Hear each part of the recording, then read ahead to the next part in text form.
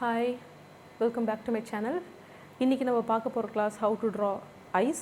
இப்போ நீங்கள் ice draw பண்ணுறதுக்கு முன்னாடி எப்போவுமே ஒரு ரெஃபரன்ஸை கையில் வச்சுக்கோங்க. அதாவது ஏதாவது ஒரு பிக்சர் சோர்ஸாக வச்சுக்கோங்க. ஸோ ஃபஸ்ட்டு அந்த கண் எப்படி இருக்குது அப்படின்றத அனலைஸ் பண்ணுங்கள். அனலைஸ் பண்ணிவிட்டு அதை ட்ரா பண்ண ட்ரை பண்ணுங்கள்.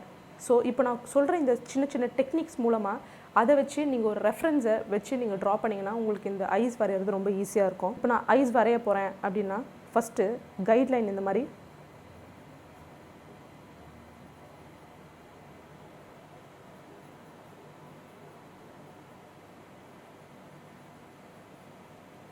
ஒரு கைட்லைன் ட்ரா பண்ணிக்கோங்க. இப்போது இது உள்ள நான் ஐஸை வரைய ட்ரை பண்ணணும். நம்ம ஐஸில் பண்ணுற ஒரு மிஸ்டேக் என்னென்னா கண்ணை ரெண்டுமே இந்த மாதிரி ஷேப்பில் போடுவாங்க. நம்மளோட ஐஸ் ரெண்டு பக்கமும் பாயிண்ட்டாக இருக்காது. உங்களுக்கு ஐஸோட ஷேப் இந்த மாதிரி ஒரு சின்ன இந்த மாதிரி ஷேப் இருக்கும். ஸோ இப்படி தான் ஐஸ் வரும். ஒரு பக்கம் பிளண்ட்டாக தான் இருக்கும். உங்களுக்கு இந்த மாதிரி ரெண்டு பக்கமும் பாயிண்டடாக இருக்காது. ஸோ அதனால் நீங்கள் ஐஸ் வரையும் போது இந்த விஷயத்தை ஃபஸ்ட்டு நீங்கள் ஃபாலோ பண்ணணும். இப்போ நான் உங்களுக்கு இந்த கைட்லைன் கொடுத்துருக்கிறது எதுக்குன்னா, நீங்கள் ஐஸ் வரைகிறதுக்கு ஃபஸ்ட் டைம் வரையும்போது எனக்கு ஷேப் சரியாக வரல அப்படின்னு ஃபீல் பண்ணுறவங்களுக்கு இது ரொம்ப ஈஸியாக இருக்கும். ஸோ இந்த மிட் பாயிண்ட் அண்ட் இங்கே அண்ட் இங்கே அண்ட் இங்கே, ஸோ இதை பேசிக் பாயிண்ட்ஸாக வச்சுக்கோங்க. ஸோ இப்போ நீங்கள் வரையும்போது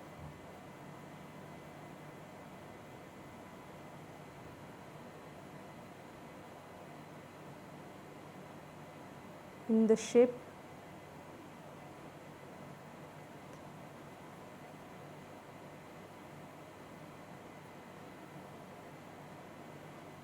இப்படி கனெக்ட் பண்ண ட்ரை பண்ணுங்கள். ஸோ இப்போ உங்களுக்கு நான் இது கொடுத்துருக்கிறது எதுக்குன்னா, ஒரு ஐஸோட ஷேப் வரைகிறதுக்கு ஈஸியாக இருக்கும் அப்படின்றதுனால கொடுத்துருக்கேன். ஸோ இப்போது ஐஸில் என்னென்ன இருக்கும் அப்படின்னு பார்த்தீங்கன்னா, நம்மளோட ஐரிஸ், பியூப்பிள் இருக்கும். ஸோ இப்போது நம்மளோட ஐ லேஷஸ் அதெல்லாம் இருக்கும். அதுக்கு முன்னாடி நம்மளோட மேலே டபுள் ஐலிட் இருக்கும். ஸோ இந்த ஐலிட் எப்படின்னா, இப்போ நீங்கள் நம்மளோட கண் இருக்குது இல்லையா, ஸோ இப்போ இந்த கண்ணில் நம்மளோட லென்ஸ் இப்போ இருக்கிறது ஃபுல்லாக எப்பவுமே இப்படி இருக்காது. நீங்கள் கண் ஓப்பன் நீங்கள் போய் மிரரில் வச்சு பார்த்தீங்கன்னா உங்களுக்கு இதில் ஹாஃப் தான் இருக்கும். ஸோ மிச்சம் இருக்க ஹாஃப் உங்களுக்கு கீழே ஹைட் ஆகிடும். ஸோ இப்போ இந்த ஐஸ் நம்ம வரையும்போது, ஃபார் எக்ஸாம்பிள் நான் இப்போ இந்த ஷேப் எடுத்துகிட்டு வரேன். ஸோ இப்போ இந்த ஷேப்பில் லென்ஸ் பார்த்தீங்கன்னா இப்படி இருக்கும். அப்போது நீங்கள் கண் திறக்கும் போது உங்களுக்கு மேலே இந்த மாதிரி ஒரு ஐலிட் இருக்கும். ஸோ அந்த ஐலிட் தான் நம்ம இப்போ பார்க்க போகிறோம். ஸோ இப்போ இதில் உங்கள் ஐலிட் ரெஃபரன்ஸ் நீங்கள் ரொம்ப லைட்டாக அப்படி மேலே எடுத்துகிட்டு வாங்க.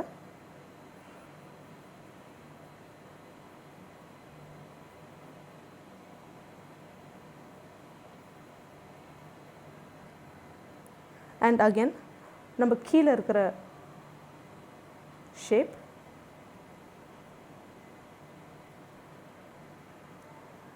ஸோ இப்போ நம்மளுக்கு மேலே இருக்கிற ஐலிட் கிடச்சாச்சு, அவுட்ரு ஷேப் கிடச்சாச்சு. அண்ட் கீழே உங்களுக்கு இந்த மாதிரி ஒரு சின்ன உங்களோட லோவர் இது ஐலாஷ் வரைகிறதுக்கான ஒரு ஷேப் வரும். இது இப்போ நம்ம லென்ஸ் வரையலாம்.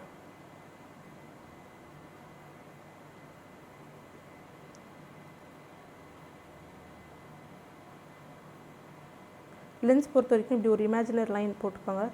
நான் சொன்ன மாதிரி தான்.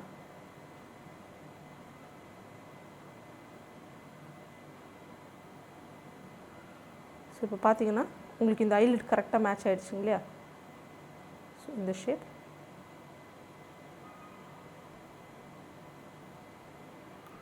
இந்த ஷேப். இப்போ இதுக்குள்ள the circle,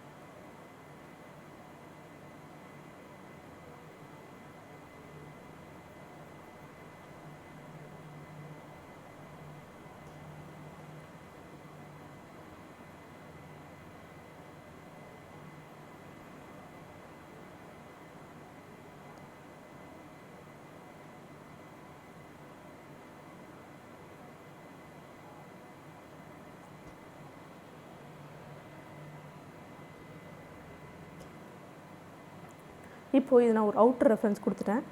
இப்போ நம்ம இதை இன்னும் டெப்த்தாக கொண்டு வருவோம். ஐஸ் வந்து உங்களுக்கு இப்படி பிளண்ட்டாக முடியாது. ஸோ ஒரு சின்ன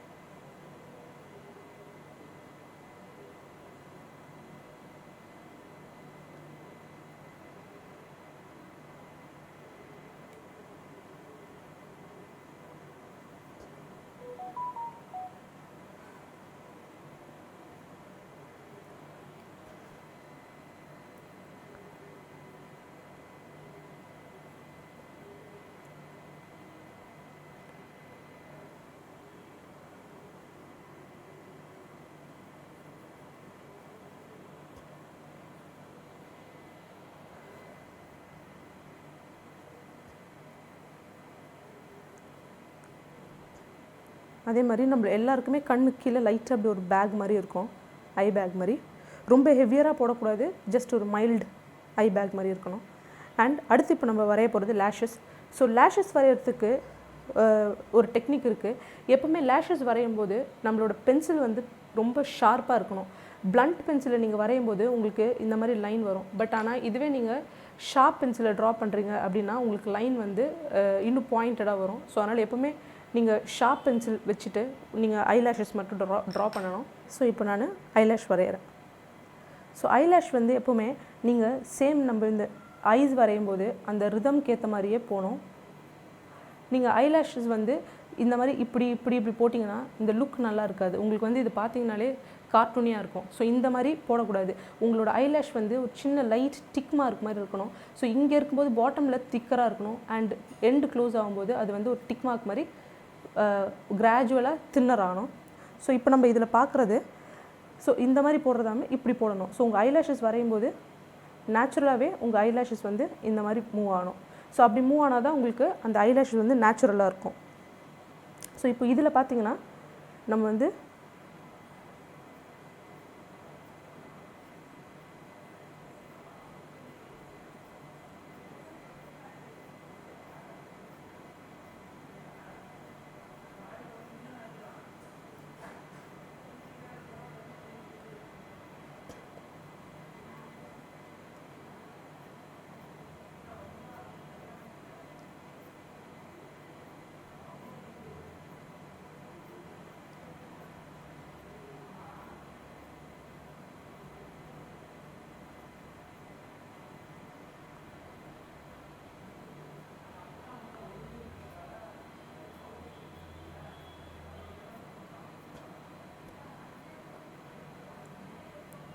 அதே மாதிரி இதில் டவுன் சைடில் ஐலேஷஸும் ரொம்ப லைட்டாக போடணும்.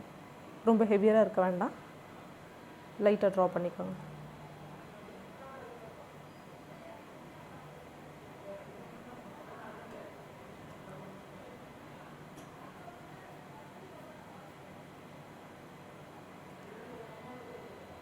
ஸோ இப்போ நம்மளுக்கு ஐலேஷஸ் வந்து கிடச்சிருச்சு. ஸோ ஐலேஷஸில் நீங்கள் பண்ண வேண்டியது என்னென்னா, இப்போ நம்மளோட ஐஸ் ஷேப் எப்படி இருக்குன்னா, ஐலேஷஸ் வந்து இந்த மாதிரி ஷேப் எடுத்துகிட்டு போகும்போது பாதி இப்படி வந்துட்டு அதுக்கப்புறம் இந்த மாதிரி மூவ் ஆகணும்.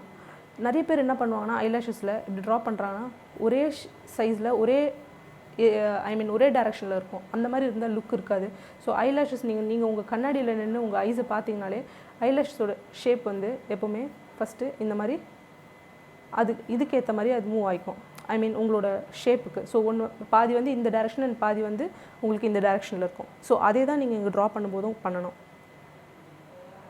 ஸோ இதுதான் வந்து உங்களுக்கு அவுட்டர் ஆஃப் ஐஸோட ஷேப்பு. ஸோ இப்போ நம்ம ஐப்ரோஸ் பண்ணணும். ஐஸோட கைட்லைன் மூலமாக நீங்கள் ஐப்ரோஸை ட்ரா பண்ணலாம். ஃபார் எக்ஸாம்பிள் நீங்கள் இந்த மாதிரி ஒரு ஸ்லைட் கட் இப்படி கொண்டு வாங்க. ஸோ அப்போனா உங்களோட இந்த ஆங்கிள் தான் உங்களோட ஐப்ரோஸ் ஸ்டார்ட் ஆகிற பாயிண்ட். ஸோ அதனால் உங்கள் ஐப்ரோஸ் வந்து இங்கேருந்து ஸ்டார்ட் பண்ணணும். நீங்கள் எந்த ஷேப்பில் வரைஞ்சாலும் சின்ன இந்த மாதிரி ஒரு ஸ்லாண்டிங் லைன் ட்ரா பண்ணிவிட்டு அங்கேருந்து உங்களோட ஐப்ரோஸோட ஸ்டார்டிங் பாயிண்ட்டை எடுத்துகிட்டு வரலாம். ஓகே, ஸோ இப்போ நான் இதுதான் என்னோடய ஸ்டார்டிங் பாயிண்ட். இங்கேருந்து நான் என்னோடய ஐப்ரோஸோட கைட்லைன் எடுத்துகிட்டு போகிறேன். ஸோ ஐப்ரோஸோட கைட்லைன் இது தான். ஸோ நான் இப்போ இதை ரப் பண்ணிடுறேன், ஏன்னா நம்மளுக்கு இப்போ ஐப்ரோஸ் வரைகிறதுக்கு டிஸ்டர்பன்ஸாக இருக்கும். இப்போ நம்ம ஐப்ரோஸோட கைட்லைன் எடுத்தாச்சு. ஐப்ரோஸ் வரையும் போது நிறைய பேர் ஒரு மிஸ்டேக் பண்ணுவாங்க. அதாவது என்னென்னா, இந்த மாதிரி இருக்கிறதுல ரொம்ப ஃபுல்லாக இந்த மாதிரி ஷேடு பண்ணிவிடுவாங்க. ஸோ இந்த மாதிரி பண்ணக்கூடாது. நீங்கள் ஐப்ரோஸ் பண்ணும்போது நம்ம ஐப்ரோஸை பார்த்தீங்கன்னா அது வந்து நிறைய ஹேர் உள்ளது தான். ஸோ அதனால் இப்போ நம்ம இங்கே ஐலேஷஸ் எப்படி பண்ணமோ அந்த மாதிரி ஐப்ரோஸுமே நேச்சுரலி ஹேர் ஐப்ரோஸாக இருக்கணும். இப்போ நம்ம ஐப்ரோஸ் பண்ண போகிறோம், ஐப்ரோஸ் பண்ணும்போது அதுவும் ஹேர் லைன் தான். ஸோ அதனால் எப்போவுமே பென்சிலை ஷார்ப்பாக வச்சுக்கணும்.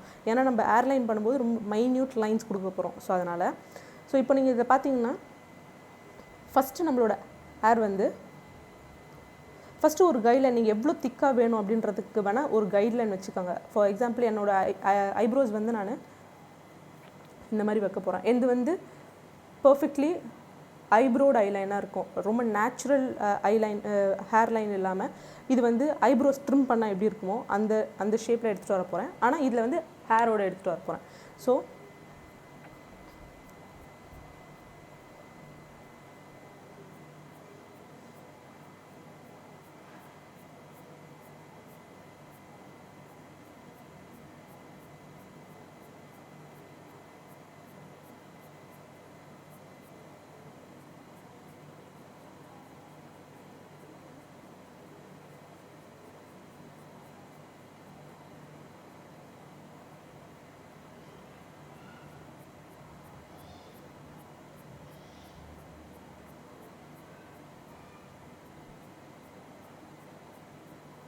இப்போ பார்த்தீங்கன்னா நம்மளோட ஐப்ரோஸில் வந்து நிறைய குட்டி குட்டி ஹேர்ஸ் பக்கத்தில் இருக்கும். ஸோ அதுதான் நம்ம இங்கே ஒரு 3 to 4 டைம்ஸ் நம்ம இந்த மாதிரி மேலே பண்ணும்போது என்ன ஆகிடும்னா நேச்சுரலி உங்களுக்கு அந்த ஹேர் லைன் வந்து நேச்சுரலாக இருக்கும்.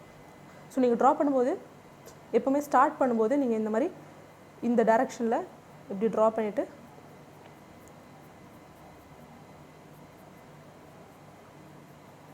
இந்த மாதிரி எடுத்துகிட்டு வாங்க. ஸோ நீங்கள் வரையும்போது ஹேர் லைன் இந்த மாதிரி ரொம்ப மைன்யூட் ஹேர்ஸாக ட்ரா பண்ணிங்கன்னா உங்களுக்கு வந்து ஐப்ரோஸ் வந்து ரொம்ப நேச்சுரலாக தெரியும். எப்போது ட்ரா பண்ணாலுமே நீங்கள் ஃபஸ்ட்டு ட்ரா பண்ண வேண்டியது இதுதான். நீங்கள் ஒரு சின்ன லைன் மைன்யூட் கைட்லைன் போட்டுட்டு அதுக்கப்புறம் ட்ரா பண்ணுங்கள். ஸோ ஒன்ஸ் நீங்கள் ப்ராக்டிஸ் பண்ணதுக்கப்புறம் இப்போ நான் உங்களுக்கு இந்த லைன் கைட்லைன் எல்லாமே ட்ரா பண்ணேன் இல்லையா, ஸோ அந்த மாதிரி உங்களால் பண்ண முடியும். ஆனால் இந்த மாதிரி கண்டிப்பாக வரையக்கூடாது. நம்மளுக்கு வந்து ரொம்ப ஆர்டிஃபிஷியலாக தெரியும். ஸோ ஐஸ் வரையும் போது நம்மளுக்கு ஆர்டிஃபிஷியலாக இருக்கக்கூடாது. ஸோ இப்போ நான் இதில் இன்னும் கொஞ்சம் டெப்த் கொடுத்துட்றேன்.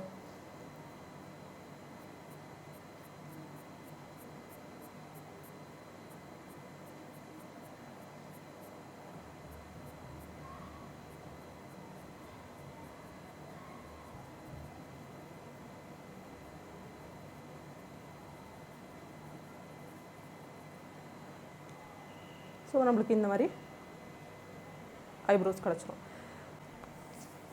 உங்களுக்கு இந்த வீடியோ பிடிச்சிருந்ததுன்னா kindly like, comment, share and subscribe. See you on the next class.